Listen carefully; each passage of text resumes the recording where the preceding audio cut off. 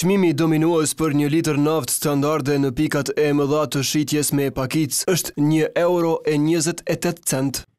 E deri në fundjavën që shkoi, 1 litër naftë në të njëjtat pika kushtonte €1.30.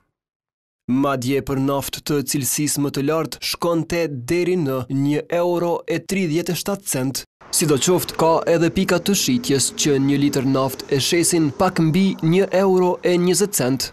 Por çmimi mesatar i importit në 4 ditët e para të dhjetorit, sipas statistikave të doganës, sillet rreth €1.05 për litër, përfshirë taksat. Pra deri në 25 cent më pak se sa shitja në pikat me pakicë për naftë standarde.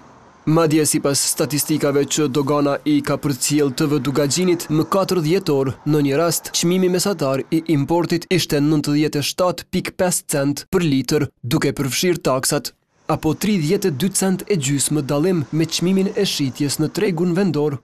Ministria e Industrisë, Ndërmarrësisë dhe Tregtisë, respektivisht Inspektorati Përgjegjës për tregun e naftës, nuk janë përgjigjur në pyetjet e televizionit nëse janë dieni të këtyre dallimeve e as nëse do të ndërmarrin ndonjë veprim. Viteve të fundit kjo ministri, nëpërmjet një udhëzimi administrativ, disa herë kishte vendosur çmime tavan për naftën, duke kufizuar marzhën e fitimit për shitjen me pakicë në 12 cent për litër.